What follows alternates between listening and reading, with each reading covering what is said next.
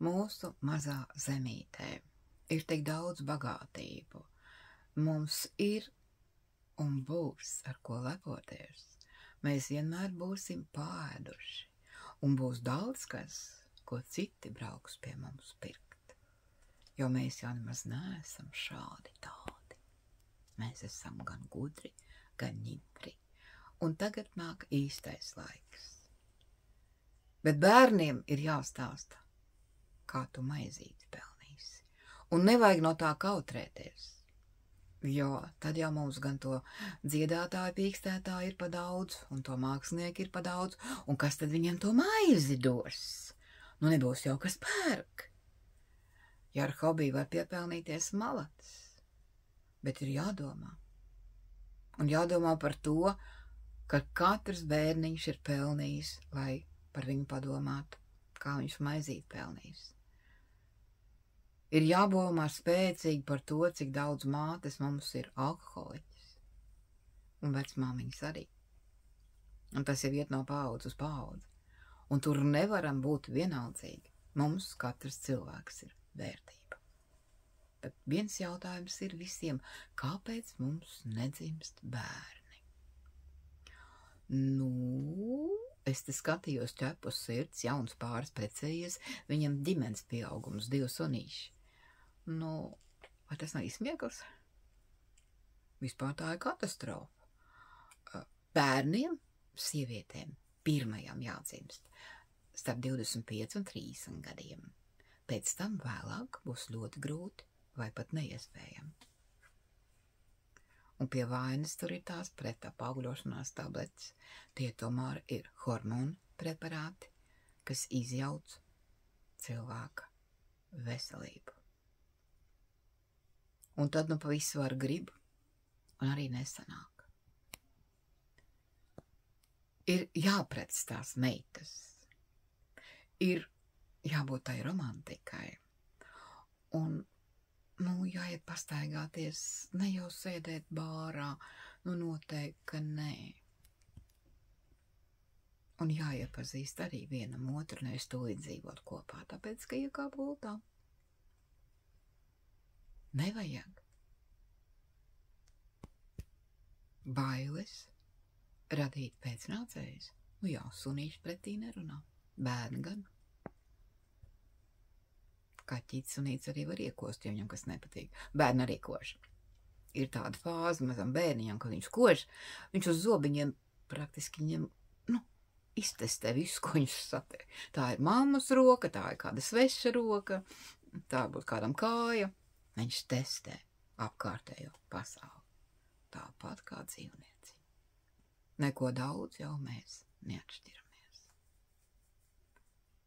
Jā, bet cilvēks ir liels manipulators, un šodien tik daudz viņus vadājot pa lielveikaliem, viņi varen labi iemācījušies manipulēt, ja ne viņi kliedz.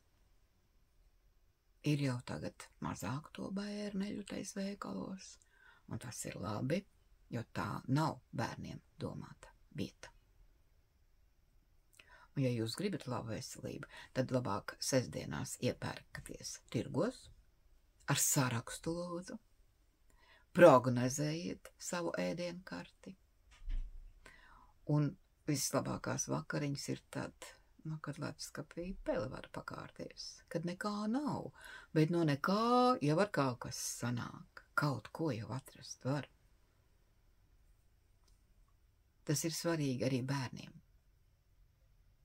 Jo šodien, es jau nesaku, ka visas mātes, bet nevar bērniņiem zupas. Kas negaiš makaronu, kečups un siers, bet padomājiet par savu bērnu veselību un par viņu zarnām.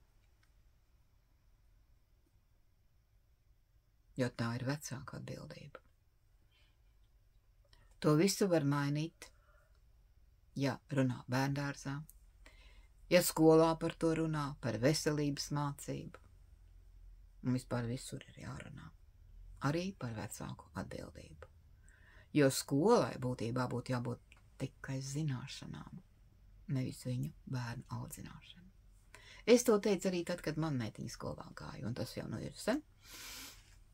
Tas ir gandrīz 40 gadu atpakaļ. Es vecāku sapulcāju teicu, toreiz ar uz mani dīvaini skatījās, ka mana bērna audzināšana ir mans pienākums un nevis skolas. Tā kā būtībā jau nekas nav mainījies. Nav gan. Un no kā tad bērni mācās? No to, ko dara pieaugušie. Viņi skatās un dara pakaļ. Nu jā, bet ir jau, kas saka, tu klausies manī, bet neskaties, ko es daru. Arī tā pasaka bērnam. Bērni var pateikt arī mammai, bet tu man melo. Un viņa melo. Vai gan liedzās. Nav jau tādu balto un briesmīgo melu. Reizēm mēs varam noklusēt. Un tas ir tikai tā cilvēka labā. Un nevienmēr mums viss ir jāzina.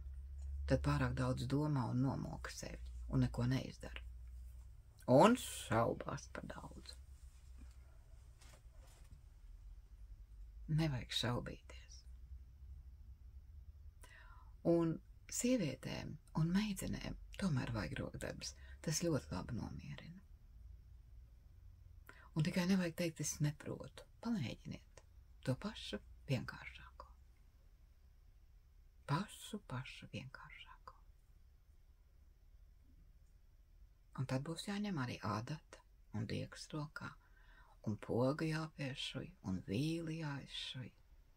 Jā, tādi laiki nāk. Nevarēs vairs ārā mest. Taupības laiki nāk. Iesaku jau tagad. Lai jums izdodas šūt podziņas. Atā!